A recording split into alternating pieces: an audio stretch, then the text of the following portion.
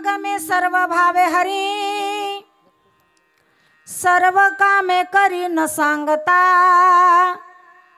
साठविला राहे हृदयी संपुष्टी, बाहेर धाकुटी मूर्ती उभा, मागण्याची आस पाहे मुखाकडे, चिंतिल्या रोकडे मनोरथ, साठविला राहे हृदयी संपुष्टी, बाहेर धाकुटी मूर्ती उभा, तुका म्हणे जीव भाव देवा पायी, ठेवून ते किंवा ठेवून या, कोणताही पाठ चालेल, ठेवून ते काही न मागते, साठविला राहे हृदयी संपुष्टी, बाहेर धाकुटी मूर्ती उभा विठ्ठल, मस्तक हे पायावरी या वारकरी संतांच्या भक्त समागमे, सर्व भावे हरी, सर्व कामे करी न सांगता, साठविला राहे हृदयी संपुष्टी, बाहेर धाकुटी मूर्ती उभा. प्रस्तुत प्रसंगी प्राप्त स्थळी चिंतना करता घेतलेला अभंग हा महाराष्ट्राचे भूषण देहूचे महासाधू विश्वगुरु जगतवंत जगतश्रेष्ठ श्रीमंत संत श्रेष्ठ श्री तुकाराम महाराजांचा देव भक्ताचा संबंध सांगणारा चार चरणाचा गोड असा अभंग चिंतना करता घेतला. विठ्ठल देवाचा आणि भक्ताचं नातं कसं असावं, नवे नवे देव भक्तांसोबत कसं नातं ठेवतो याची काही उदाहरणं सांगणारा तुकोबरायांचा अभंग आहे. आपल्याला देव आवडतो याला महत्व नाहीये, आपल्याला देव किती आवडतो याला महत्व नाहीये, मग आपण देवाला किती आवडतो याला जास्त महत्व आहे. कारण आपल्याला काही पण आवडतं, नको ते आवडतं. मग आपल्याला जर नको त्या गोष्टी आवडतात तर आपल्या आवडीबद्दल विचार करण्यात, कीर्तनातला आपला वेळ खर्च करण्यात काय अर्थ आहे. त्यापेक्षा देवाला काय आवडतं त्याचं चिंतन करणं जास्त गरजेचं आहे. विठ्ठल कोणती एकादशी होती कालची? मोक्षदा एकादशी. अजून कालच्या एकादशीचं काय महत्व होतं? काल काय होतं? गीता जयंती होती. म्हणजे काल तुम्ही महत्व ऐकलंच असणार कीर्तनातून भगवद्गीतेविषयीचं. असो, आता काल एकादशी म्हणजे आज काय? द्वादशी. म्हणजे काल तुम्हाला सगळ्यांना उपवास होता ना? म्हणजे इथं तरी खरं बोलताय ना, मग काय अडचण नाही. म्हणजे काल तुम्हाला उपवास होता. मग आता आज उपवास सोडायचा आहे, पारणं सोडायचंय, म्हणजे मग आता सकाळी स्वयंपाक बनवला आपण, बरोबर नाही का? सगळ्यांचे उपास सुटलेत का नाही? स्वयंपाक बनवला. बर, मग सकाळी स्वयंपाक बनवताना आपण देवघरात जाऊन माझ्या पांडुरंगाला विचारलं का, भाऊ तुला फ्लावरची भाजी आवडते का, करू का नको? विचारलं? त्याला आवडते का ना आवडते, आम्हाला काय करायचंय? आम्हाला आवडते ना. बनवली त्याचा नैवेद्य आम्ही देवाला. देवाला नैवेद्य दाखवता ना तुम्ही? नक्की. म्हणजे नैवेद्यच दाखवता ना, जेवू नाही ना घालत? कारण नैवेद्य दाखवणं वेगळं आणि त्याला जेवू घालणं वेगळं. आपण फक्त त्याला नैवेद्यच दाखवू शकतो, जेवू नाही घालू शकत. कारण जेवू घालण्याकरता नामदेव महाराजांचे हात पाहिजे, आपले नाही. विठ्ठल देवाला नैवेद्य दाखवतो. आपल्या नैवेद्याची लई तरा. तुमच्याकडं कसं आहे काही माहित नाही, पण आमच्याकडच्या बाया कसा नैवेद्य, एवढी एवढी पोळी, एवढा एवढा भात, एवढं एवढंसं वरण, अगदी काहीतरी ती मेथीची एक काडीच भाजी. भजत बिचाराला अख्खं माहीतच नाही, तुकडाच. मग काय त्याला काही पूर्ण गिळता येत नाही का, आवडत नाही का, खाता येत नाही. पण अर्ध बर जसा असेल तसा नेला नैवेद्य आपण देवासमोर. मग ते नैवेद्याच्या ताटाला पाणी फिरवता ना, कसं? असंच ना, असं तांब्यात नाही तर ग्लासात असं हात बुडवता, असंच पाणी पिरवता ना? नाही मग कसं असं ना? वा हुशार आहे मग तुम्ही. असं नाही फिरवायचं, चूक. का बरं? आपले हे जे नख आहेत ना, नख शास्त्राने आपले नख निषिद्ध मानलेले. जेवणाच्या पाण्यात अथवा देवपूजा करत असताना हातावर गंध उगाळतो, हे नख जर पाण्यात बुडलं जेवणाच्या पाण्यात, तर ते पाणी जेवणाचं न ठरता शौचाला नेण्याचं ठरतं, दोष लागतो आपल्याला. म्हणून आपले नख जेवणाच्या पाण्यात नाही बुडलं पाहिजे, देवपूजा करताना गंधात नाही बुडलं पाहिजे. लई बायांना नख वाढवायची सवय. कशाला वाढवत असेल, बोच काढायला का कोणाला का काय, त्यांच्या आत्म्यालाच माहिती का बरं वाढवत असत. पण निषिद्ध मानलेलं आहे ते शास्त्राने, आपले नख नाही वाढवावे. तर ते नख जरा बुडालं तर दोष मानलेला आहे. म्हणून पाण्यात हात न बुडवता डाव्या हाताने ग्लास म्हणा, तांब्या म्हणा उचलावा आणि उजव्या हातावर ताटाला पाणी फिरवण्याकरता त्या तळ हातावर पाणी घ्यावं. किती? त्याच्या मनाने पडेल तेवढं. किती? धान्याचा एक कण भिजल एवढाच पाणी हातात यावं. का बरं? त्याच्यापेक्षा जास्त किंवा कमी पाणी जर हातात आलं तर दारू पिल्याचं पाप लागतं. मी तुमच्याशी आता ह्या वाक्यापासून तर कीर्तनाच्या जय विठ्ठलच्या वाक्यापर्यंत एक वाक्य जरी बिना प्रमाणाचं बोलले तर तुम्हाला माझा कान धरण्याचा अधिकार आहे. मी पुराव्याशिवाय बोलत नाही. चला भागवतात, एकनाथी भागवतात नाथबाबा म्हणतात, कर्मी आचमन करावे, माश मात्र मळ जळ घ्यावे, न्यूनाधिकात्वा सवे दोष पावे, सुरापान सम. सुरापान म्हणजे मदिरा. न्यूनाधिक, न्यून अधिक, कमी जास्त पाणी जरी हातात आलं तर दारू पिल्याचं पाप लागतं. एवढा मोठा दोष आहे विठ्ठल. एवढा कर्माचा बारकावा सूक्ष्म सांगितलेला आहे. एवढं कोण पाहतं? आपल्या कर्मात हातभर आखुडन लांब कसंही राहतं, जसं जमल तसं राहतं. पण नाही, शास्त्र माणसाण करताय, त्या शास्त्रानुसार आपलं जीवन असलं पाहिजे. असो चला, ताटाला पाणी फिरवता, देवाला नैवेद्य दाखवता, नुसतंच नैवेद्य आपण दाखवतो. पूजा शब्दाचा अर्थ काय हो? पूजा पूजा सकाळी तुम्ही देवपूजा करता ना, काय पूजा शब्दाचा अर्थ?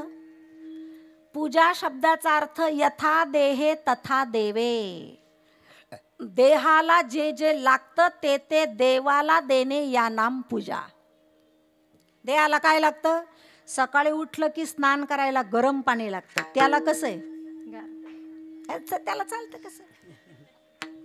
आंघोळ झाली का अंग पुसायला आपल्याला टॉवेल लागतं. त्याला आहे का? धरला बुडावला घंगाळ्यात का लगेच ठेवला देवाऱ्यात. आपल्याला चहा लागतो, नाश्ता लागतो. आपल्याकडे आपण जेवण कसं घेतो? ताटामध्येच चपाती, त्याच्यावरच वरण, त्याच्यावरच भात, त्याच्यावरच भाजी, असं आहे का आपलं? मग त्याला कसं असतं? सगळे मग हे कसं जमतं पहा बरं. असं नाही नैवेद्य. जसं आपण आपल्या स्वतःला जेवणाला ताट वाढतो ना, तसं माझ्या पांडुरंगाला स्वतंत्र जेवणाचं ताट भरून वाढावं. याचंच नाव आहे पूजा. जे आपल्याला लागतं ते त्याला देणं म्हणजे पूजा. विठ्ठल थोडक्यात देवाला काय आवडतं याला आपण जास्त महत्व देत नाहीये. आपल्याला काय आवडतं याच्याकडे आपलं फार लक्ष आहे. पण नका आपल्या आवडीकडे लक्ष देऊ, कारण आपल्याला नको त्या गोष्टी आवडतात. मग देवाला काय आवडतं त्याचा विचार करूया. विचार करण्यापेक्षा चिंतनच करू नये. चला देवाकडं, देवालाच विचारू तुला काय आवडतं. भक्तांनी विचारलं तेव्हा देवानं सांगितलं मग ऐका, मला माझी आई आवडत नाही, मला माझे वडील आवडत नाही, मला माझा भाऊ आवडत नाही, मला माझी पत्नी आवडत नाही. एवढंच काय, मला माझ्या स्वतःचा प्राण सुद्धा आवडत नाही. एवढे मला माझे भक्त आवडतात. विठ्ठल मी नाही म्हणत, माऊली ज्ञानोबाराय ज्ञानेश्वरीत बोलतात. किती भक्त आवडतात देवाला? तेही प्राणा परवते, आवडते मज निरुते. जे भक्त चरित्राते प्रशंसती, तेही प्राणा परवते. माझे भक्त मला माझ्या प्राणापेक्षा सुद्धा प्रिय आहे. आणि माझ्या भक्ताची प्रशंसा, माझ्या भक्ताचं चरित्र सांगणारे सुद्धा मला माझ्या प्राणापेक्षा प्रिय आहे. एवढे भगवंताला भक्त आवडतात. विठ्ठल.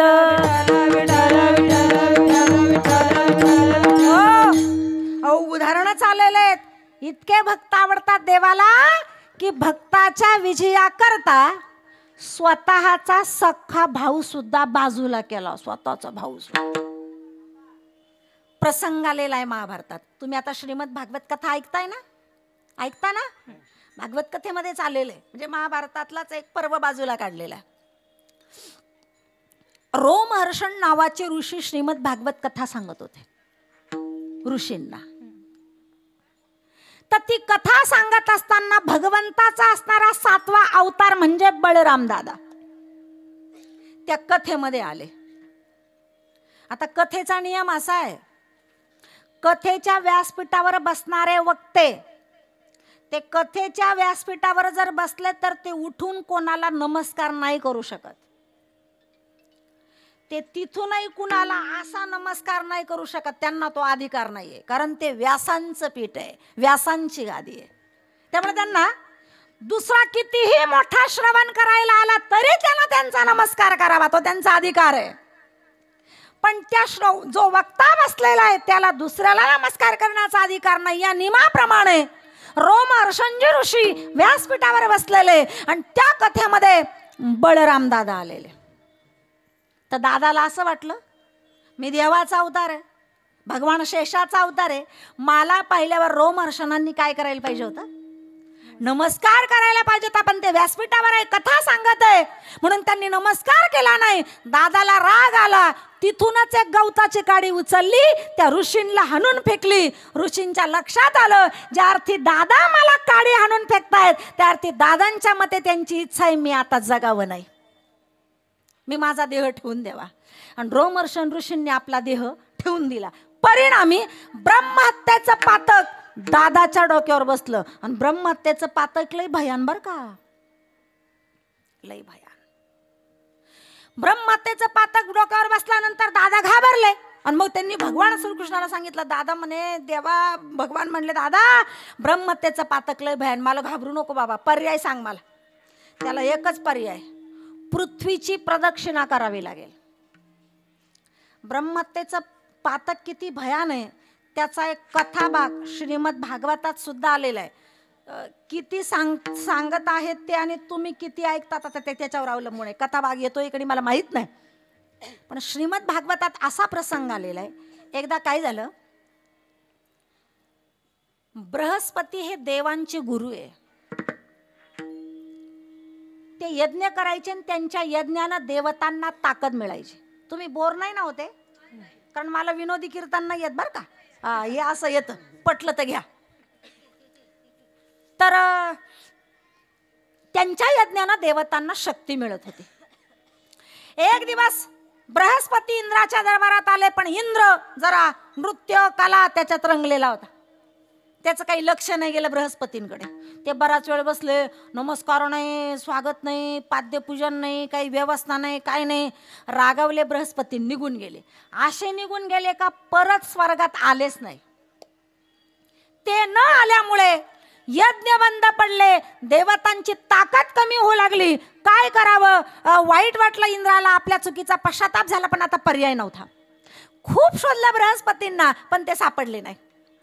मग ब्रह्मदेवाकडे गेले, म्हणले आता काय करायचं ते. म्हणे आता तुमच्याकडे 2 पर्याय, एक तर बृहस्पतींना शोधून आणा, नाही तर दुसरा पर्याय बृहस्पतींच्या अधिकाराची व्यक्ती या जागेवर बसवा तर तुमचं रक्षण आहे, अन्यथा नाही.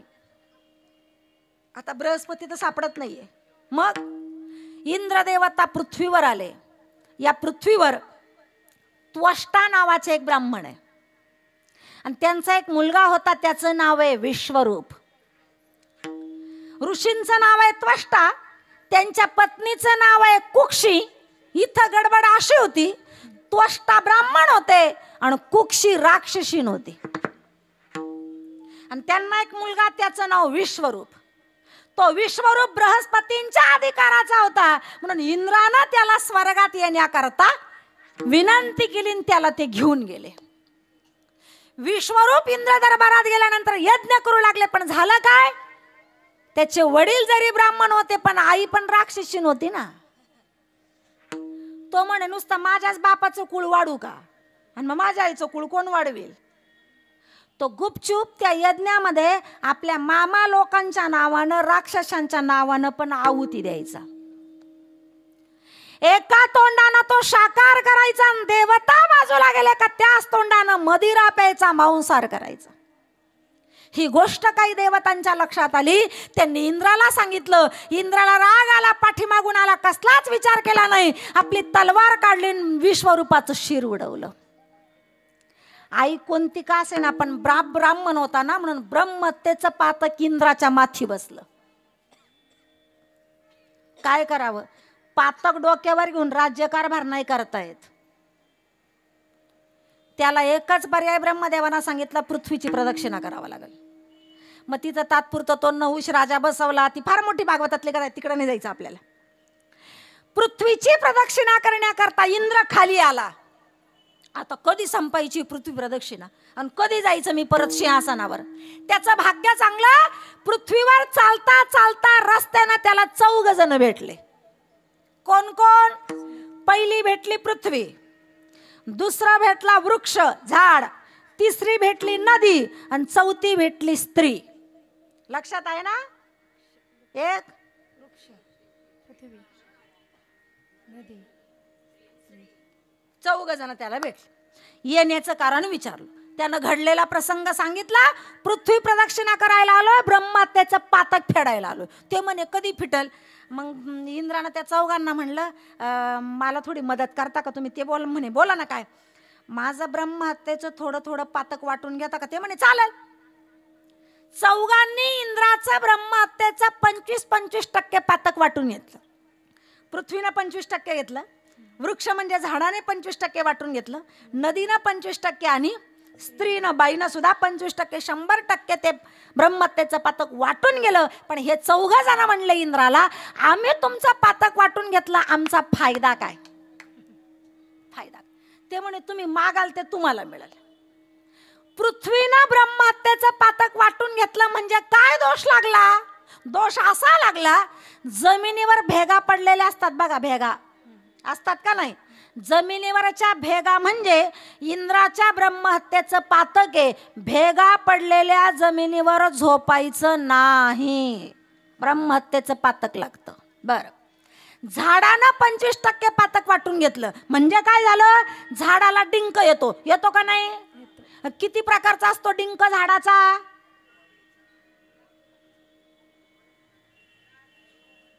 झाडाला डिंक येतो. किती प्रकारचा? हा, एक 2च रंगाचे असतात. एक थोडासा लाल आणि पांढरट असतो आणि एक काळा असतो.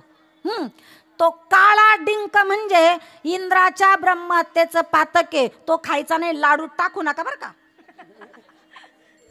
तो लाल टाकायचा. झाडाचा काळा डिंक म्हणजे इंद्राच्या ब्रह्महत्येचं पातक आहे, तो खायचा नाही. चला पुढे.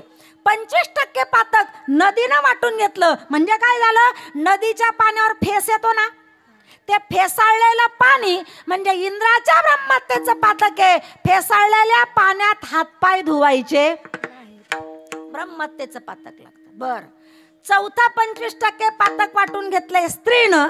स्त्रीनं पातक वाटलं म्हणजे काय झालंय? लक्षपूर्वक ऐका, मी तुमच्या करता सांगते. प्रत्येक स्त्रीचा दर महिन्याचा 4 दिवसाचा रजस्वला दोष म्हणजेच इंद्राच्या ब्रह्महत्येचं पातक आहे, ते 4 दिवस आपण सांभाळावे. विठ्ठल विठ्ठल. बर, हे 4 जण म्हणले आम्ही पातक वाटून घेतला, आमचा फायदा काय? इंद्र म्हणे तुम्हाला पाहिजे ते मी देईल. मग आम्हाला पाहिजे ते द्या. मग काय द्या? पृथ्वी म्हणली मग ऐका, माझ्या अंगावर पडलेल्या ज्या भेगा आहे त्या भेगा असल्यामुळे माझ्यावर कोणी झोपणार नाही. पाऊस जर पडला, पाणी जर आला तर माझ्या भेगा पूर्ववत व्हाव्या, मी पुन्हा एकत्रित यावी असं मला वरदान द्या. म्हणून पाऊस आल्यावर काय होतं? त्या भेगा बुजून जाता. हे इंद्रानं पृथ्वीला दिलेलं वरदान आहे. चला, झाडाने पातक वाटून घेतलं तर तो म्हणे मला काय द्याल? सांग ना तुला काय पाहिजे ते देतो म्हणे. मग झाड म्हणे मग ऐका, लोक माझ्या फांद्या तोडतात. झाडाच्या फांद्या म्हणजे झाडाचे अवयव आहे. मला सांगा, आपला हात जर तुटला नवीन पालवी फुटती का? नवीन हात येतो का? कृत्रिम बसवावा लागतो. तसं आपले हे अवयव आहे, तसं फांद्या हे झाडाचे अवयव आहे. तर लोक माझ्या फांद्या तोडतात, तर त्या फांद्या तोडल्यावर सुद्धा मला परत पालवी फुटावी, नवीन हात पाय यावे, अर्थात नवीन फांद्या याव्या, हे वरदान तुम्ही मला द्या. म्हणून कितीही वृक्ष तोड झाली तरी झाडाला नवीन पालवी फुटते, फांद्या फुटतात. हे इंद्रानं झाडाला दिलेलं वरदान आहे, वरदान आहे.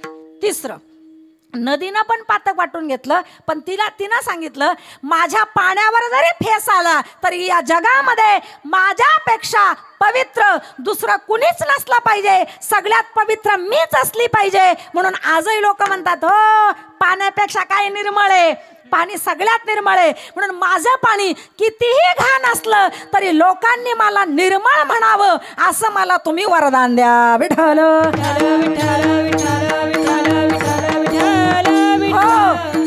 आणि चौथी राहिली स्त्री, तिनं मागितलं इंद्रदेवा हा दोष जर मला लागला, रजस्वाला कळतंय ना मी काय म्हणते, याच्यापेक्षा मला स्पष्ट नाही बोलता येणार. हा दोष जो मला प्रत्येक महिन्याचा 4 दिवसाचा हा दोष आहे, हा जर अखंड असाच राहिला तर माझं काय होईल? मग इंद्रदेवानं तिला वरदान दिलं, एक प्रसंग तुझ्या जीवनामध्ये असा येईल का हा रजस्वाला दोष तुला बाधणार नाही, त्यापासून तू गर्भधारणा करू शकते, संतती निर्माण करू शकते. हे इंद्रानं स्त्रीला दिलेलं वरदान आहे. विठ्ठल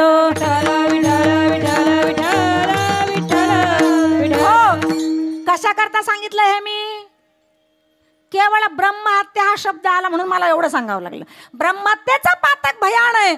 बळीराम दादाकडून ब्राह्मणाची हत्या घडली. भगवान श्रीकृष्णाने सांगितलं दादा याच्यावर एकच पर्याय, तुला पृथ्वीची प्रदक्षिणा करावं लागेल.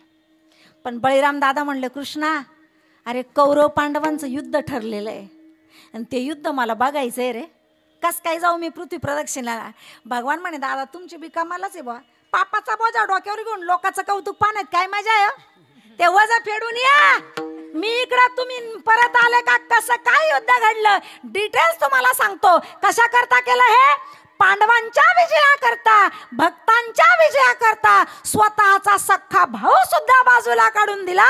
एवढे भगवंताला भक्त आवडतात. विठ्ठल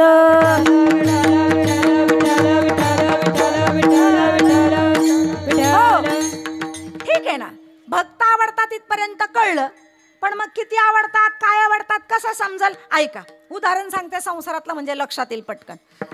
आपण जेवणाला बसलोय आणि ताटामध्ये 2 प्रकारच्या भाज्या आहे आणि पाहुणं म्हणून गेलोय आणि त्या मालकांच्या घरी आपण जेवतोय.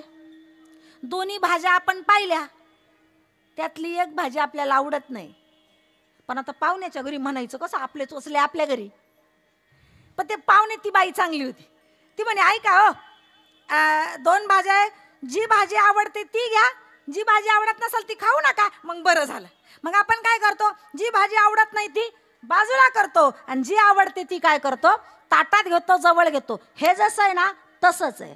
भगवंताला जे आवडतात त्यांना जवळ घेतो, जे आवडत नाही त्यांना दूर करतो. जे आवडतात त्यांच्याविषयी सतत बोलत असतो, सतत त्यांच्याविषयी ऐकत असतो, सतत त्या भक्तांच्याच सहवासात राहतो.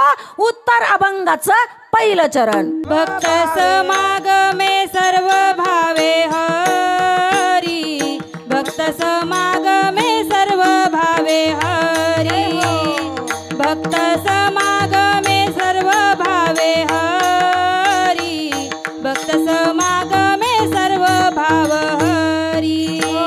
भक्त समागमे सर्व भावे हरी, भक्त समागमे सर्व भावे हरी, भक्त समागमे सर्व भावे हरी, भक्त समागमे सर्व भावे हरी, भक्त समागमे सर्व भावे हरी, भक्त समागमे सर्व भावे हरी, भक्त समागमे सर्व भावे हरी, भक्त समागमे सर्व भावे हरी, भक्त समागमे सर्व भावे हरी, भक्त समागमे सर्व भावे हरी, भक्त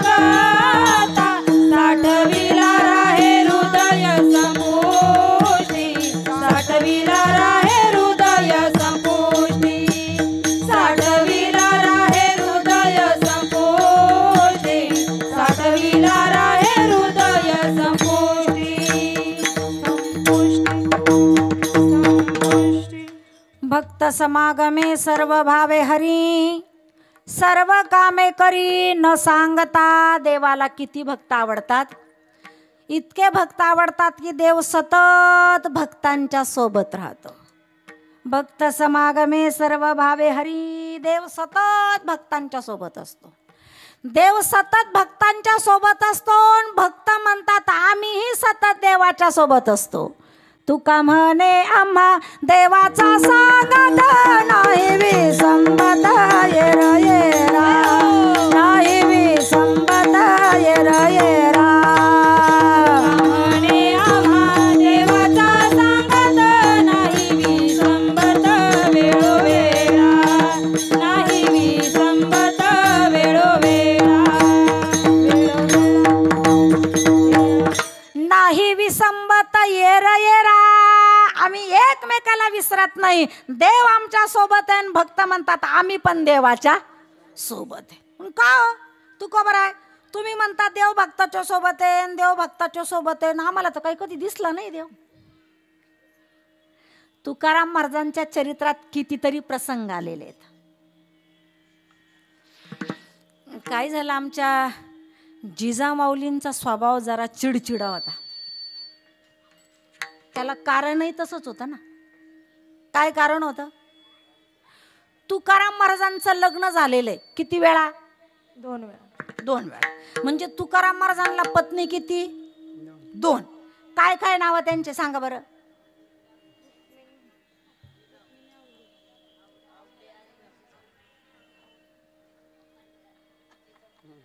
आवलींची जबाई एकच, रुक्मिणी. हा हा हा.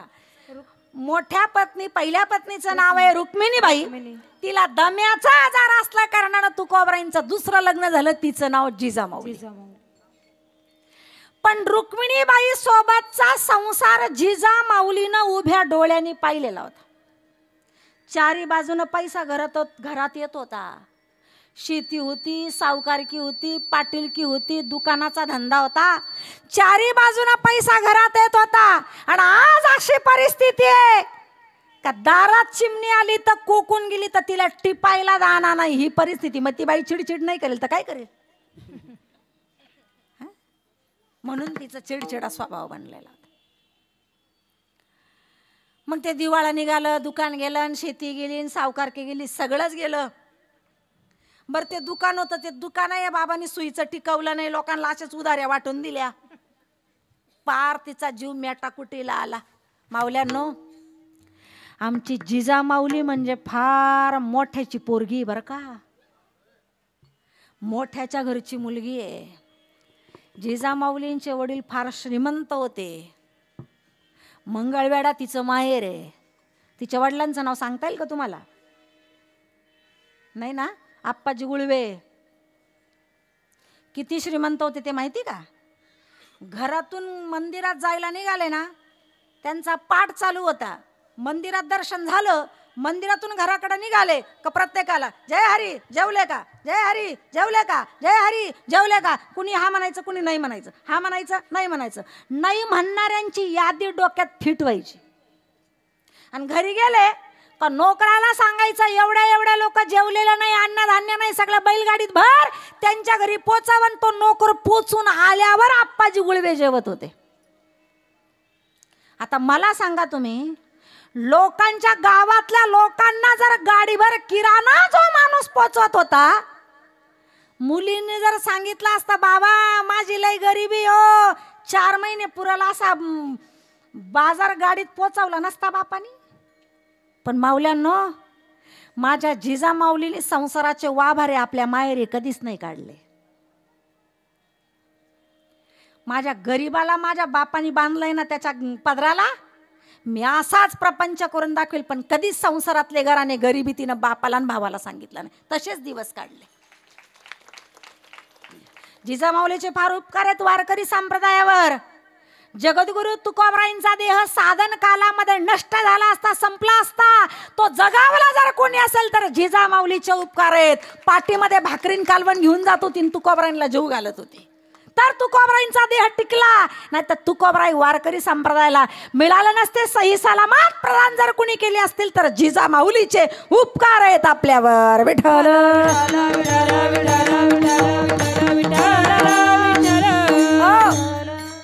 पण आता दुकान गेलं, बरं जाऊ गेलं तर गेलं, दुसरीकडे काम करावं. आता हा बाबा कामाला जातो, लोकांनी काही त्याचं मानधन दिलं तर ते घरी बी घेऊन येत नाही, तिकडंच वाटून देतं. आता काय करायचं? आता लई जीव मेटाकोटीला आला, तिचा नाईलाज झाला आणि मग तिनं तिच्या भावाला निरोप पाठवला. म्हणे दादा काही पण कर भाऊ, पण आता माझी शक्ती संपली प्रपंच सांभाळायची. काही पण कर आणि तू यांच्या व्यवसायाला काहीतरी हातभार लावून व्यवसाय चालू करून दे. तो म्हणे मग आख्या सांग ना मला, असं लगेच पैसे देतो आणि दुकान उभं करून देतो. दुकान नको बाबा, दुकान नको, दुकानापायचं एवढं वाटोळ झालंय आमचं, दुकान नको. आता मग दुसरा व्यवसाय काहीतरी. बरं मग चालेल म्हणे. तो राजदरबारी कामाला होता जिजाबाईचा भाऊ, त्याच्या लई व्यापाऱ्यांच्या ओळखी होत्या. तो म्हणे अख्खे लई व्यापारी ओळखीचे, मी महाराजांना एक व्यवसाय पाहून देतो, वाळलेल्या लाल मिरच्या विकायच्या आणि तिकडून मीठ भरून आणायचं आणि इकडं विकायचं आपल्या महाराष्ट्रात. चाल का? त्याने चाल बाबा, कोणताही धंदा चाल. मग त्या मिरच्या घेऊन दिल्या, त्या मिरच्याचे पोते व्हायला एक बैल पण घेऊन दिला. मग त्याचे जे मित्र होते ते व्यापारी, त्या व्यापाऱ्यांकडे तो जिजाबाईंचा भाऊ तुकाराम महाराजांची ओळख करायला घेऊन गेला. त्या व्यापाऱ्यांना सांगत होता हे आमचे मेवणे बरं का, आणि यांना तुम्ही व्यवसायाला संघ घेऊन जा बरं का, असं गुपचूप गुपचूप ओळख करून देत होता. तुकाराम महाराज काय त्या तिच्या भावासंग बोलत नव्हते. का बरं बोलत नव्हते बाई मला काही माहित नाही, पण ते काही बोलत नव्हते. दोघं जण असे लांबून लांबून ओळख करून दिली आणि मग ठीक आहे म्हणे, झालं व्यवसाय चालू. आता मिरच्या विकायला तुकाराम महाराज त्या व्यापाऱ्यांबरोबर जाऊ लागले. तुम्हाला एक गुह्य गोष्ट सांगू का? तुकाराम महाराजांच्या शरीराचा व्यवसाय कोणता का असेना, तुकाराम महाराजांच्या शरीराचा धंदा कोणता का असेना, काही फरक पडत नाही. पण तुकाराम महाराजांच्या वाणीचा धंदा मात्र ठरलेला होता. कोणता? दिनरजनी हाची धंदा गोविंदाचे पोवाडे. दिनरजनी हाची धंदा गोविंदाचे पोवाडे. दिनरजनी हाची धंदा गोविंदाचे पोवाडे. दिनरजनी हाची धंदा गोविंदाचे पोवाडे. दिनरजनी हाची धंदा गोविंदाचे पोवाडे. गोविंदाचे पोवाडे. दिनरजनी हाची धंदा गोविंदाचे पोवाडे. दिनरजनी हाची धंदा गोविंदाचे पोवाडे. दिनरजनी हाची धंदा गोविंदाचे पोवाडे. दिनरजनी हाची धंदा गोविंदाचे पोवाडे. दिनरजनी हाची धंदा गोविंदाचे पोवाडे. दिनरजनी हाची धंदा गोविंदाचे पोवाडे.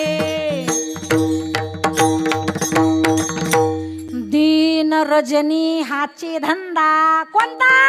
गोविंदाचे पोवाडे. सारखा तोंडाचा पट्टा चालूच, विठ्ठल विठ्ठल विठ्ठल. मग ते मिरच्या विकायला गेले ना तरी तिकडं तोंड चालूच, विठ्ठल विठ्ठल विठ्ठल. एक दिवस झाले, 2 दिवस झाले, 4 दिवस झाले तेच. तर ते व्यापारी एकमेकाला म्हणायला लागले, म्हणे का रे याला दुसरं काही येत नाही का? नुसतंच विठ्ठल विठ्ठल विठ्ठल विठ्ठल. 7-8 दिवस झाले ते विठ्ठल विठ्ठल ऐकून कान पिकले. दुसरं काहीच बोलत नाही हो. घरचं बोलत नाही, बायकोचं सांगत नाही, पोरांचं काही म्हणत नाही, पैशाचं काय केलं ते म्हणत नाही. उठलं का विठ्ठल, उठलं का विठ्ठल. पार विठाला आता ते विठ्ठल ऐकून ऐकून नको वाटायला लागले.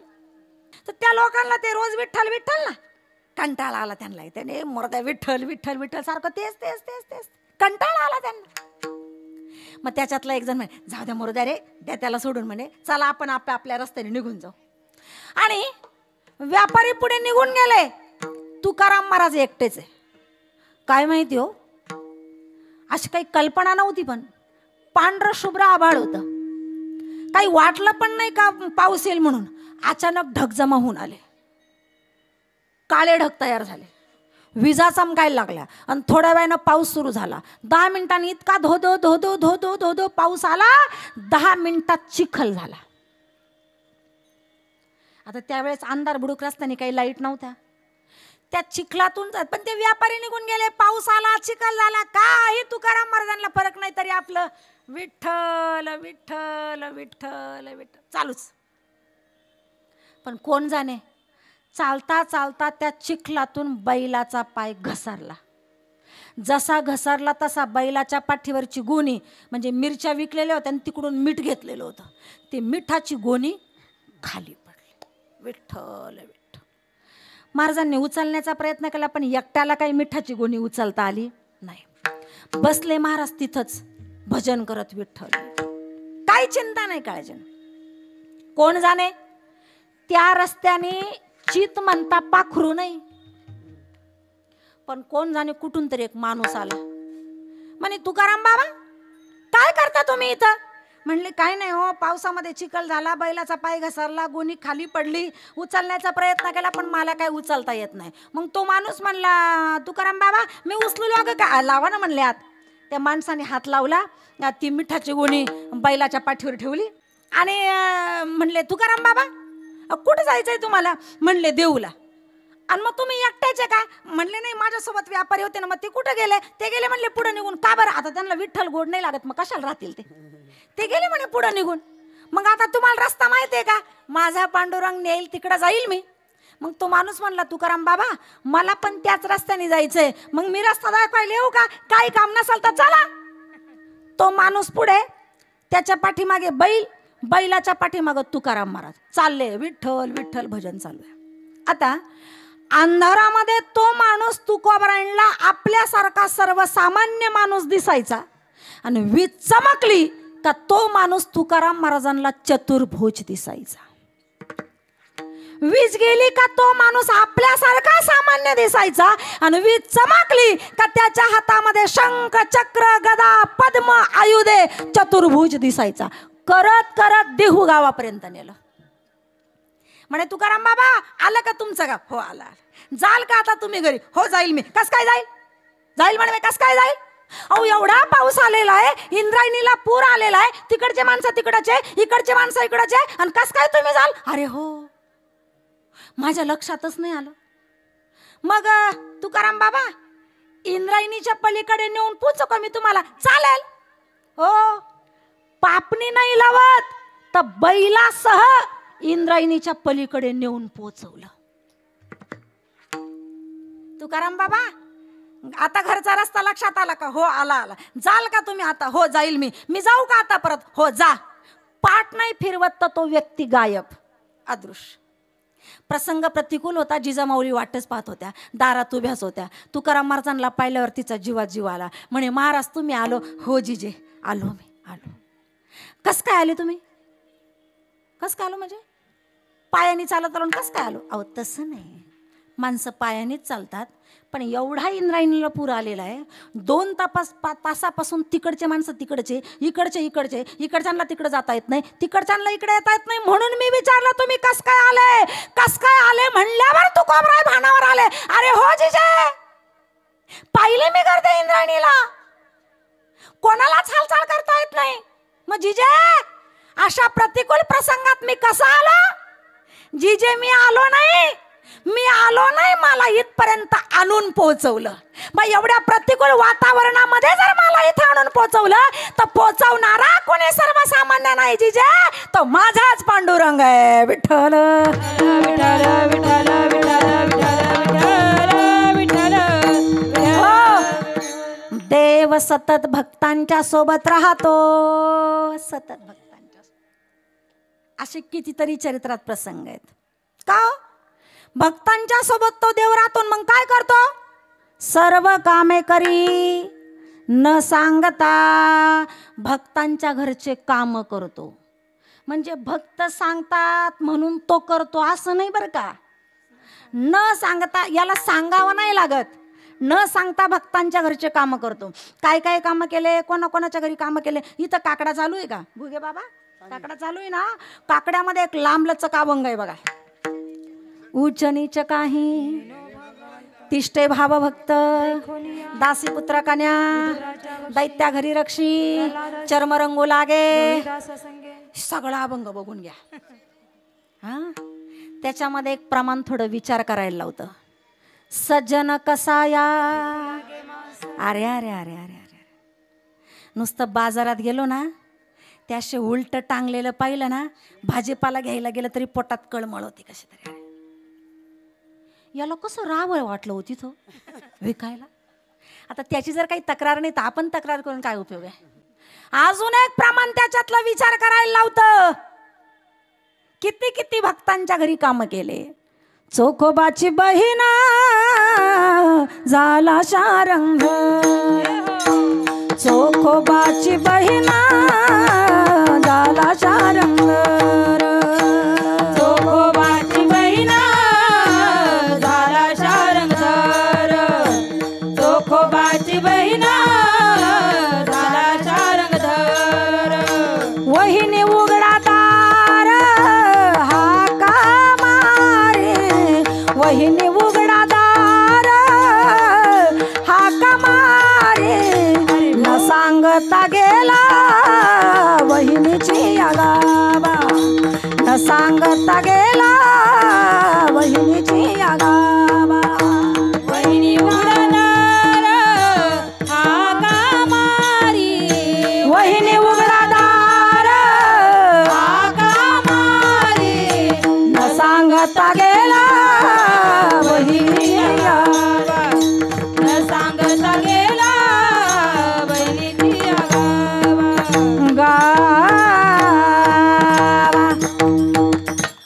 हे प्रमाण थोडं विचार करायला लावतं. माऊल्यांनो, बाई माणसानं सुद्धा लाजावं असं काम माझ्या परमात्म्याने केलं.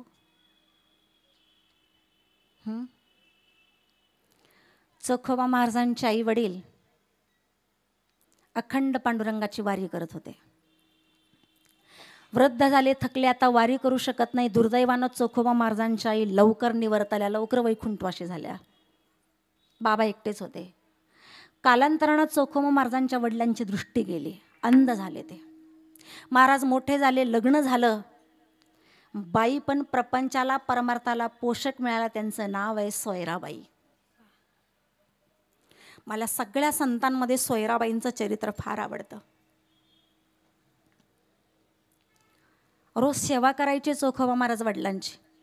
अंध होते, शरीर उचलवत नव्हतं. उचलायचं, बाबांना आंघोळ घालायची, कपडे घालायचे, सगळी सेवा करायचे. जसं जसं वय वाढत गेले तसे हा मातीचं वजन वाढत गेलं. आता चोखोबा महाराजांना एकट्याला वडिलांचं शिरड पेलवत नव्हतं. स्नान घालायचं, कपडे घालायचे, सगळी घाण अंथरुणावरच केलेली. आता कसं उचलायचं. पतीची घालमेल सोयराबाईंनी पाहिली आणि पतीला खुणवलं.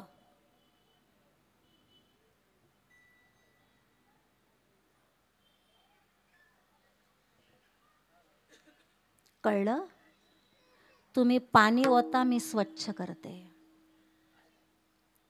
घेऊन गेले, घाण स्वच्छ केली, बाबांना स्नान घातलं, कपडे घातले, परत उचलून आपल्या अंथरुणावर आणून ठेवलं. 2-4 दिवसांनी चोखोबा महाराजांच्या वडिलांनी मुलाला आवाज दिला.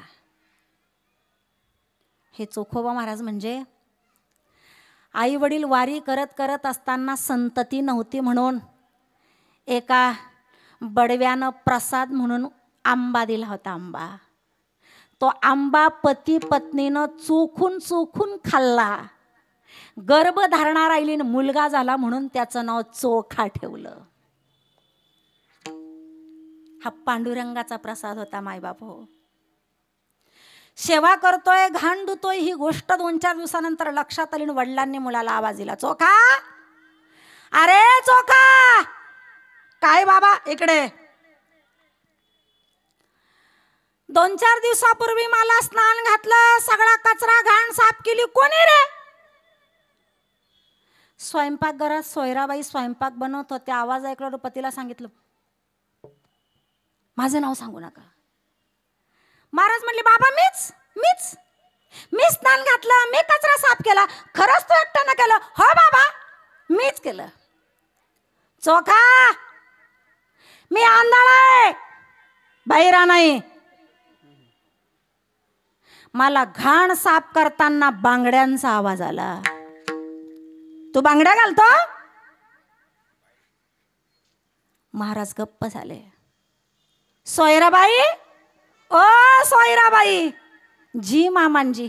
पूर्वी मोठ्यांना असंच हा नावानं बोलत होते. इकडे या. सोयराबाई जवळ आल्या. सोयराबाईंचे दोन्ही हात धरले सासऱ्यानं. आपल्या बाजेवर बसवलं. ते हात आपल्या कपाळाला लावले. पांडुरंगा, अरे ही घाण साफ करण्याकरता काय हे हात ठेवले?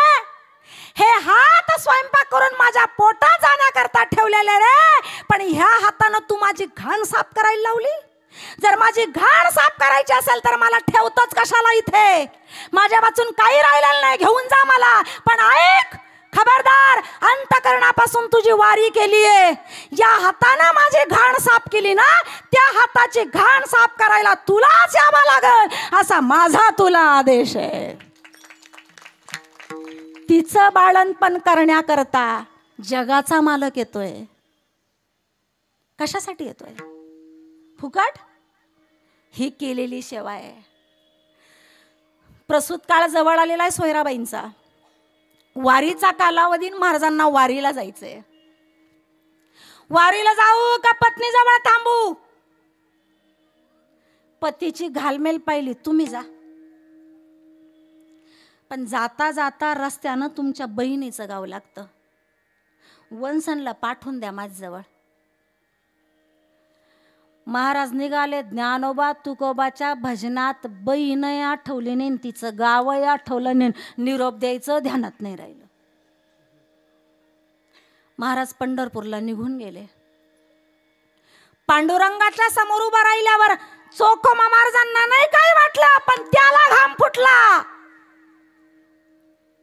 चोखा इथं आलाय, सोयराबाईंचं काय? भक्ता करता त्याला घाम फुटावा एवढी भक्ती पाहिजे माऊल्यांनो.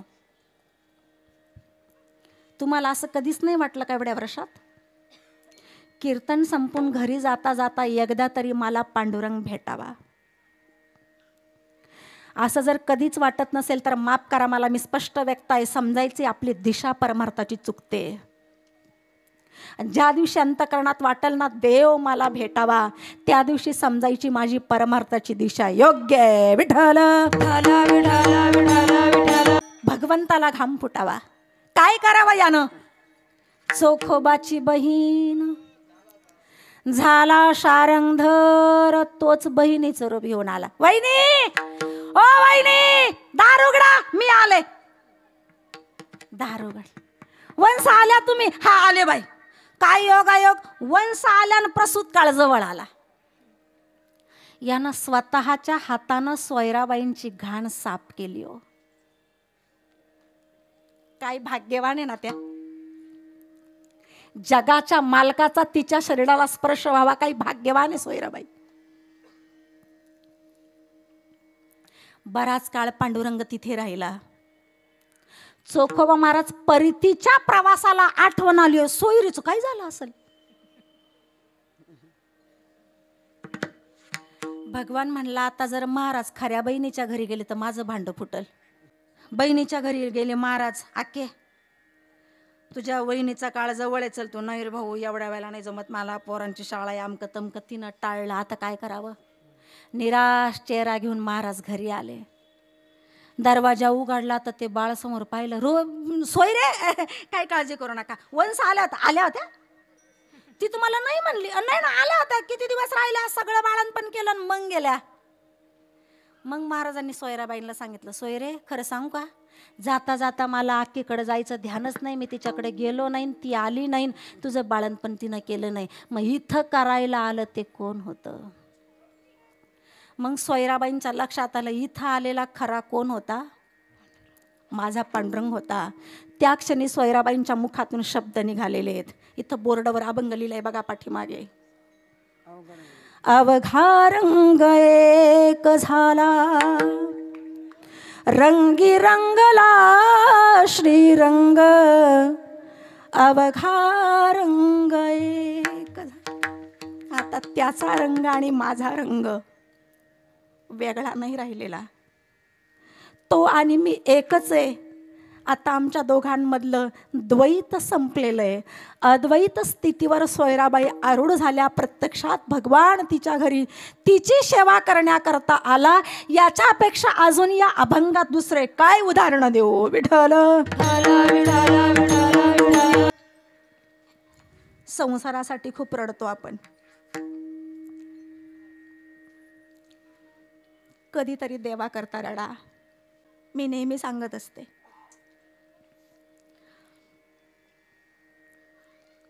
उपस्थित झालेल्या पल्लवीताई, पूर्वीचं आडनाव दौंड, आता मुंढे, कीर्तनकार आहेत. त्या इथेच राहायला आल्या आहेत, 1-2 किलोमीटर अंतरावर. त्यांचे मालक आहेत जे PS आहेत. यशोदाताई ह्या मला माझ्या खूप काळापासून ओळखतात. 35 वर्षापासून मी हे काम करते. पण उभ्या आयुष्यात मी 2च स्वप्न पाहिलेत. एक, नर्मदा मैयाची पायी परिक्रमा करायची माझी लायकी नसताना तिनं ती करून घेतली. हे उपकार आहेत नर्मदा मैयाचे माझ्यावर. आता माझं एकच स्वप्न राहिले. पांडुरंगाला विनंती, ते पूर्ण होईपर्यंत त्यानं कृपया मला मरू नाही द्यावं. एकच स्वप्न आहे, पंढरपुरातला राहून चातुर्मास करायचा आणि मग मृत्यू आला तरी माझी माघार नाही आहे. फक्त एवढं स्वप्न आहे. त्याच्या प्राप्तीकरता असणारा हा प्रयत्न आहे. देवाकरता कधीतरी आपण रडावं. आपण त्याच्याकरता रडलो तर कधीतरी तो आपल्याला नक्कीच म्हणेल, हा माझा भक्त आहे. विठ्ठल भक्त समागमे सर्व भावे हरी, सर्व कामे करी न सांगता. भक्तांच्या घरचे काम न सांगता तो करतो. ठीक आहे ना महाराज, इथपर्यंत आम्हाला कळलं. पण भक्ताच्या घरचे काम करतो, भक्ताच्या घरचे काम करतो का? पण आमच्या घरचे काम तर आम्हालाच करावं लागतं. आम्हीच कपडे धुतो, आम्ही स्वयंपाक करतो. अहो, तो भक्ताच्या घरचे काम करतो. मग हो ना, भक्ताच्या घरचे काम करतो म्हणजे भक्त कुणाला म्हणतात? ज्यांच्याकडे तुळशीच्या माळा आहे, कपड्याला अष्टगंध बुक्का आहे, हरिपाठ पाठ आहे, वारी करतात, कीर्तनाला जातात, तेच भक्तात ना? नाही नाही, त्यांना भक्त नाही म्हणत. मग भक्त शब्दाची व्याख्या आहे. भक्त शब्दाची व्याख्या आहे. श्रीमद भगवद्गीते म्हणे, भगवंतानं भक्तांचं वर्णन करण्याकरता अख्खा एक अध्याय खर्च केलेला आहे. भक्ती योगो नाम 12 12वा अध्याय भक्तांकरता खर्च केलेला आहे. त्याच्यात भक्ताचे लक्षणं दिले आहेत बघा. महाराज, भगवंताचे उपकार आहेत. कालचा दिवस आपल्याकरता होता, वारकण्यांकरता, आपल्या उद्धाराकरता भगवद्गीता जन्माला आणली त्यानं. अर्जुनाची निव्याजे, गीता प्रकाशुनी श्रीराजे, संसारा एवढे थोर ओझे फेडिले जगाचे. जगाच्या उद्धाराकरता गीतेचा जन्म झालेला आहे. भाग्यवान आहे आपण, त्या महाराष्ट्रात त्या देशात राहतो, त्या धर्मात आपला जन्म आहे. भाग्यवान आहे आपण. ती भगवद्गीता भक्ताचे लक्षण 12व्या अध्यायात सांगितलेले. भगवान म्हणतात, ओम श्री परमात्मने नमः. श्रीमद् भगवद्गीता अथ 12 अर्जुन उवाच, एवं सततयुक्ताये भक्तास्त्वां पर्युपासते, ये चाप्यक्षरमव्यक्तं तेषांके योगवित्तमाः. श्री भगवान उवाच, मय्यावेश्य मनो ये मां नित्ययुक्ता उपासते, श्रद्धया परयोपेतास ते मे युक्ततमा मताः. हे त्वक्षरमणिर्देशम् अव्यक्तं पर्युपासते, सर्वत्र गमचिन्त्यञ्च कूटस्थमचलं ध्रुवं, संयमेन्द्रिये ग्रामं सर्वत्र समबुद्धयः, ते प्राप्नुवन्ति मामेव सर्वभूतहिते रताः. क्लेशोऽधिकतरस्तेषाम् अव्यक्तासक्तचेतसाम्, अव्यक्ता हि गतिर्दुःखं देहवद्भिर्वाप्यते. तुमच्या 2-4 जणींचा पाठ आहे. किती श्लोक आहे 12व्या अध्यायात? 20. त्या 20 श्लोकांमधले काही त्रोटक श्लोक घेऊया आपण. तुल्यनिंदा स्तुतिर्मौनी संतुष्टो येन केनचित, अनिकेतस्थिरमतिर् भक्तिमान मे प्रियो नरः.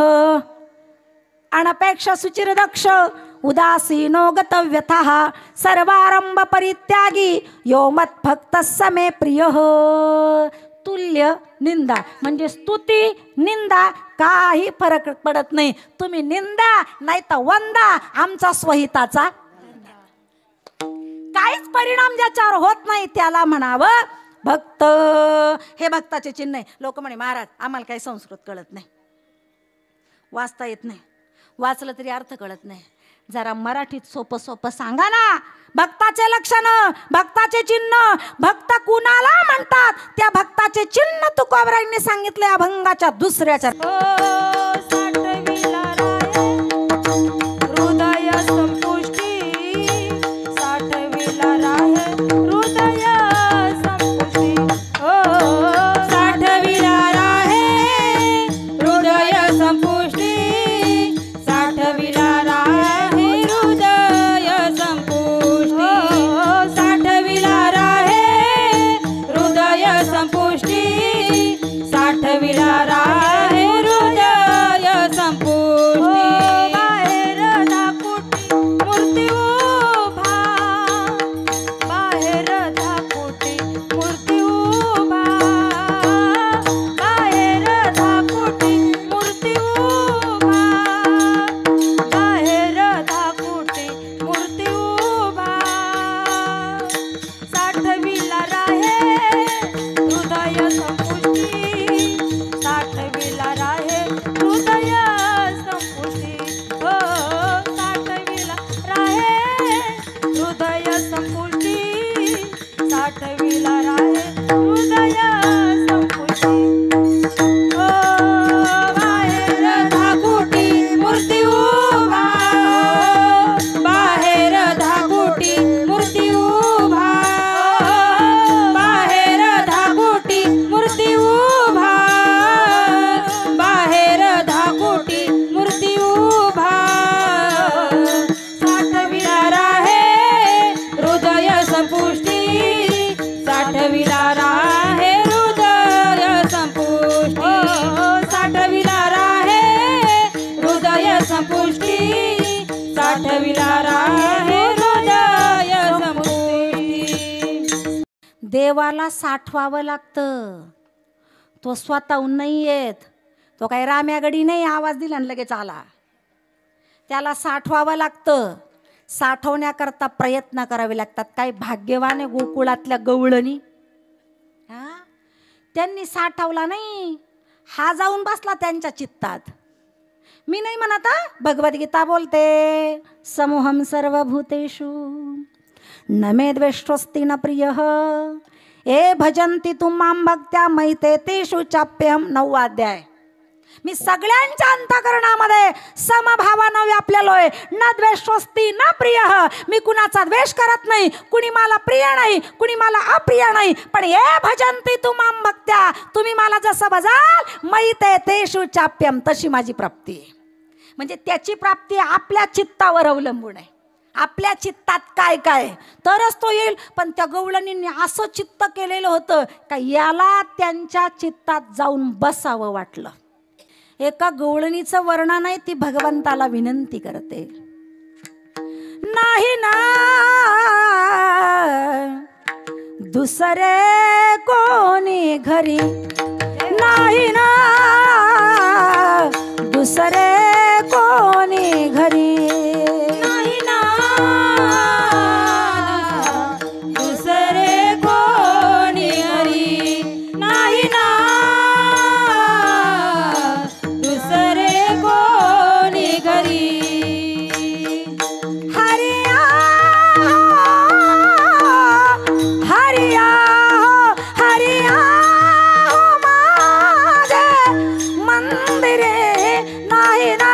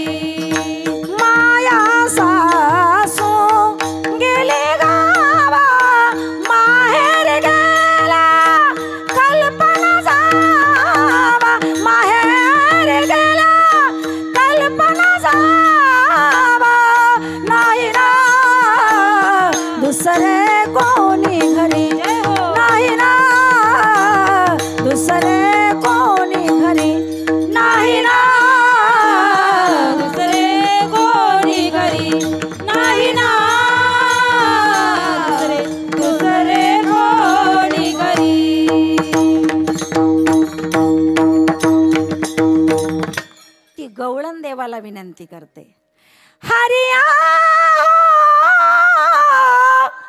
हरिया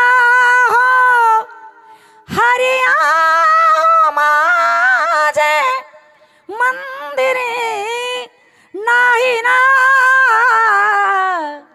दुसरे कोणी घरी. भगवान म्हणले, का हो बाई, तुमच्या घरी तर लई माणसं होते, तुम्हाला लई मोठ्या कुटुंबात दिलेलं आहे, आणि कुठे गेले घरातले माणसं? ते देवा, माझी सासूबाई का कुठे गेली माहिती का? माया सासू. माझ्या सासूचं काय नाव? माया. माझ्या म्हणजे माझ्या एकटीच्याच नाही, आपल्या सगळ्यांच्या सासूचं नाव काय आहे? माया. कुठे गेली ती? माया सासू गेली गावा. तिच्या पायाला लई भवरा, एका जागी राहत नाही ती. आणि बरं का देवा, घरामध्ये माझ्या ज्या जावा भाव आहे ना, आता कोणाचं लग्न नाही, सण नाही, वार नाही, पण नुसत्याच माहेरी बोमा मारत जात राहता. माहेरी गेला कल्पना जावा नाही ना दुसरे कोणी घरी. आणि मग ते म्हातारे बाबा राहत होते, तुमचे सासरे ते कुठे गेले? आमचे सासरे का क्रोध सासरा, तो बी नाही गेली, गेला कुठतरी गावाला. आणि का मदेरा बाहेर गेला, घरी कोणीच नाही. अहो मग ठीक आहे, सासू नाही, सासरा नाही, दीर नाही, जावा नाही, हो पण तुमचे मालक असतील ना, आणि ते घरी असल्यावर मी कसं काय येऊ? ती गवळण म्हणली, माझे मालक का? माझ्या मालकाविषयी जर ऐकायचं असेल ना देवा तुला, तर मुक्ताबाईच्या गवळणीत जावं लागेल. तिथं माझ्या मालकांचा पत्ता आहे. मुक्ताबाई म्हणतात, मोठ्या हौसेने पती म्या केला, मोठ्या हौसे परी तो बोलत नाही मजला, जाऊन राहते त्याच्या घराला, हे उगीच मौन ठेला बाई बाई जाते ग माहेराला, बाई बाई जाते ग माहेराला, बाई बाई जाते ग माहेराला, बाई बाई जाते ग माहेराला, बाई बाई जाते ग माहेराला, बाई बाई जाते ग माहेराला, बाई बाई जाते ग माहेराला, बाई बाई जाते ग माहेराला. माझ्या मुळच्या घराला, माझ्या मुळच्या घराला, बाई बाई जाते ग माहेराला, बाई बाई जाते ग माहेराला, बाई बाई जाते ग माहेराला, बाई बाई जाते ग माहेराला. ती गवळण म्हणते, देवा लग्न करायची मला लय हौस, मी लग्न केलं आणि ह्या देहरूपी घरात आले. ज्याच्याबरोबर लग्न केलं माझ्या पतीचं नाव काय? माझ्या म्हणजे माझ्या एकटीच्याच नाही ग बाई, आपल्या सगळ्यांच्याच. माझ्या पतीचं नाव आत्मा, त्याच्यासोबत लग्न केलं आणि मी या देहात या घरात आले. पण देवा, पती ना माझा आत्मा चिंतनाला बसला, ध्यानाला बसला, त्याला समाधी लागली की तो मौन होतो, आणि मौन झाला का मग काहीच बोलत नाही. आणि असे जे माणसं काहीच बोलत नाही ते घरात असले काय नसले काय काही फरक पडत नाही. असा तो या घरामध्ये मौन जर झाला ना, मग तो पती असला काय आणि नसला काय. म्हणून मी तुला विनंती करते, नाही ना माझ्या घरात कुणीच नाहीये, म्हणून तुला यायला काहीच अडचण नाही. त्या गवळणीनं असं चित्त बनवलं ना माऊल्यांनो, याला त्याच्या चित्तात राहावं वाटलं. देखीला डोळा बैसाला बर का, बैसविला नाही, हिनं नाही बैसविला, हा स्वतःहून जाऊन बसला. म्हणजे तिनं चित्त असं बनवलं का याला तिथं बसावा वाटलं, अजून आपल्या चित्तात त्याला बसावा वाटत नाही, मग याचा अर्थ आपणच लावा ना.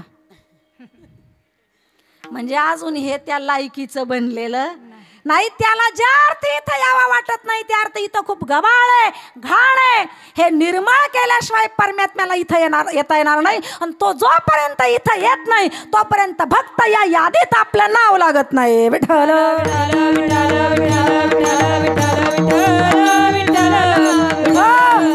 असा तो भक्तांच्या हृदयात राहतो. साठविलार आहे हृदयी संपुष्टी. आणि मग अंतकरणात चित्तात राहून काय करतो? बाहेर धाकुटी मूर्ती उभा. तो अंतकरणात पण राहतो आणि त्या भक्ताच्या समोर धाकुटी, धाकुटी म्हणजे लहान, लहान होऊन सारखा त्या भक्तांकडे पाहत राहतो असा खाली मान घालून. म्हणजे भक्त झाले सावकार आणि हा झाला कर्जदार. ते पैसे घेणारा माणूस कसा ज्याच्याकडून घेतलं त्याच्या असं कसं तोंड लपवतो, वाकड्या वाकड्यावर रस्त्याने निघून जातो, तसा हा भक्तांच्या समोर येत नाही. कारण भक्त सावकार, भक्ती केलेली आहे, बदल्यात देवाकडून काही मागितलं नाही, त्याच्यावर कर्ज झालंय म्हणून तो असा उभा राहतो. का जो अंतकरणात सुद्धा आहे बाहेर सुद्धा आहे. महाराज म्हणतात आत हरी बाहेर हरी, बाहेर हरी, बाहेर हरी,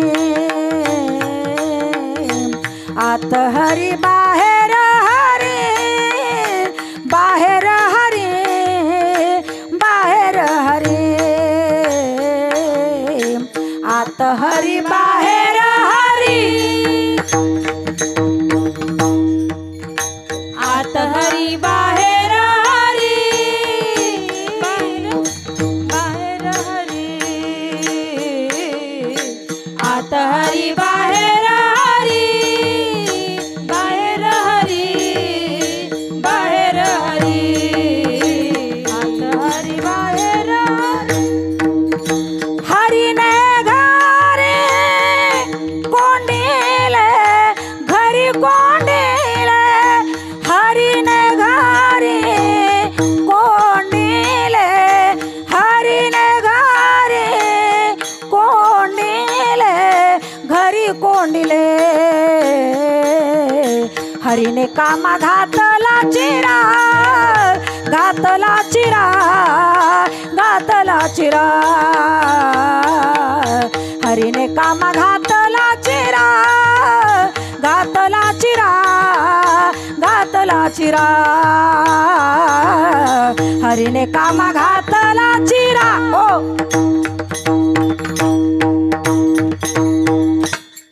आत हरी बाहेर हरी, हरीने घरी कोंडिले असा परमात्मा त्या भक्तांच्या चित्तात पण राहतो आणि बाहेर पण कर्जबाजारी म्हणून उभा राहतो. मग का हो? बाहेर अंतकरणाच्या भक्ताच्या समोर कर्जबाजारी उभा राहून सारखा भक्ताच्या तोंडाकडे पाहतो. कशासाठी? तर मागण्याची आस. तिसऱ्या चरणात पाहे मुखाकडे, चिंतिल्या रोकडे, मनोरथ विठोबा रखुमाई, विठोबा रखुमाई, विठोबा रखुमाई, विठोबा रखुमाई, विठोबा रखुमाई, विठोबा रखुमाई, विठोबा रखुमाई, विठोबा रखुमाई, विठोबा रखुमाई, विठोबा रखुमाई. मागण्याची आस पाहे मुखाकडे, चिंतिल्या रोकडे, मनोरथ बाहेर उभा असणारा कर्जबाजारी स्वरूपातला परमात्मा सारखा भक्तांच्या तोंडाकडे पाहतो. का बरं? त्याला वाटतं भक्ताने माझ्याकडे काहीतरी मागावं. नाही तोंडाने मागावं तर नुसतं मनात आलं तरी मी याला द्यायला तयार आहे. दिलं ना हो, दिलं ना. भगवानाने अर्जुनजी रथात गेले, एका अरण्यात बसले, बगीच्यात बसले, नुसतंच त्या अर्जुनाच्या मनात आलं इथं सुभद्रा असती तर.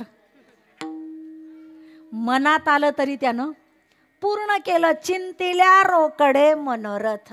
मनात आलेलाही पुरवतो. पण भक्त असे वस्ता देत ना, भक्त त्याच्याकडे काही मागत नाही, उलट त्याला देतात. काय देतात? जीव भाव देतात. त्याला जीव देतात. जीव देतात म्हणजे काय? आत्महत्या करतात का त्याच्या पायावर? नाही नाही. जीव देणं म्हणजे देह ठेवणे असं नाही. तर मी देह आहे ही एक वृत्ती आहे, अहम देहास्मी. आणि मी देव आहे ही एक वृत्ती आहे, अहम ब्रह्मास्मी. तर आतापर्यंत मी या वृत्तीवर होतो, अहम देहास्मी, मी देह आहे.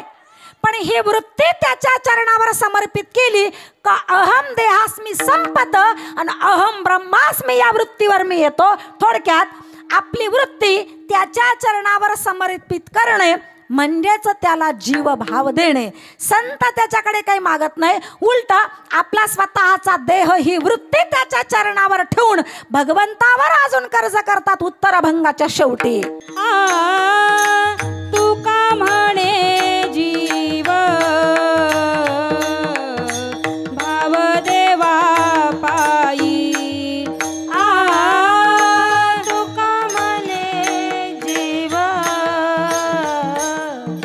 भाव देवा पायी. तुका म्हणे जीव भाव देवा पायी. तुका म्हणे जीव भाव देवा पायी. तुका म्हणे जीव भाव देवा पायी. तुका म्हणे जीव भाव देवा पायी. तुका म्हणे जीव भाव देवा पायी. ठेवून ते काही न मागती. ठेवून ते काही न मागती. ठेवून ते काही न मागती. ठेवून ते काही न मागती. साठविला राहे हृदय संपुष्टी. साठविला राहे हृदय संपुष्टी. ठेवून ते काही न मागती. ठेवून ते काही न मागती. ठेवून ते काही न मागती. ठेवून ते काही न मागती. साठविला राहे हृदय संपुष्टी. साठविला राहे हृदय संपुष्टी. ज्ञानेश्वर माऊली प्राणराज माऊली तुकाराम. भक्त समागमे सर्व भावे हरी सर्व कामे करी न सांगता. यथामत यथावकाश भंगाचं चिंतन माझ्या अल्पमतीने आपल्यासमोर मांडण्याचा प्रयत्न केला. योग्य असेल ते स्वीकारा, चुकले असेल ते माझ्या वाणीचा दोष समजून माझे मला परत करा. आज या ठिकाणी रामबाग कल्याण इथे वार्षिक सालाबादप्रमाणे चालू असणारा पर्व काळावरील यज्ञ, की या पर्व काळामध्ये एकादशी येते. या पर्व काळामध्ये भगवती माऊली गीता जयंती येते आणि या पर्व काळामध्ये परवा असणारी भगवान दत्त प्रभूंचा जन्म दत्त जयंती हाही पर्व काळ येतो. असा त्रिवेणी संगमावर चालू असणारा हा यज्ञ धर्मवीर आनंद दिघे साहेब आणि वैकुंठवासी चंद्रकांत पवार बुवा यांच्या प्रेरणेनं आणि हिंदू हृदय सम्राट माननीय श्री बाळासाहेबजी ठाकरे आणि तरुणांचे प्रेरणास्थान असणारे माननीय श्री उद्धवजी ठाकरे साहेब यांच्या आशीर्वादाने समस्त रामबाण परिसरातील या ग्रामस्थांच्या सहकार्यानं गुणीजनांच्या उपस्थितीने आदरणीय परमार्थप्रेमी घुगे महाराजांच्या प्रेरणेनं उपस्थितीनं प्रयत्नातून आणि आदरणीय परमार्थप्रेमी हरिभक्तपरायण बळवंत महाराज आवटे यांच्या सुंदर अशा संयोजनानं चालू असणारा अखंड महिला हरिनाम यज्ञ. आणि या यज्ञातील आजच्या कितवा दिवस आहे? 5व्या दिवसाची सेवा माझ्या वाट्याला आलेली आहे आणि ती तुम्हा सर्व संत मंडळीच्या आशीर्वादाने पार पडलेली आहे. निमित्तानं तुम्हा सर्व संत मायबापांचा माझ्यासारख्या पामराला दर्शनाचा योग मिळाला. धन्यवाद. कार्यक्रमाच्या निमित्तानं उपस्थित गुणीजन, इथं संपूर्ण व्यासपीठ महिलांचं आहे. हे संपूर्ण टाळकरी वर्ग, गायिका, गोड प्रकारचं आपण सगळ्यांनी सहकार्य केलं म्हणून आपणा सगळ्यांचे आभार. विणेकरी तर गोडच आहेत, छान दिसताय. आपले पण या ठिकाणी आभार. भालदार चोपदार आपले पण या ठिकाणी आभार. उपस्थिती खूप महिलांचीच जास्त आहे, त्यांचे पण आभार. पुरुष मंडळीचे पण आभार. आमचा आवाज आपल्यापर्यंत पोहोचवण्याचं काम साऊंडवाल्या दादांनी केलं, म्हणून त्यांचे पण आभार. झालेली सेवा भगवंताच्या चरणी समर्पित करून सेवेला पूर्णविराम. विठ्ठल जय जय विठ्ठल.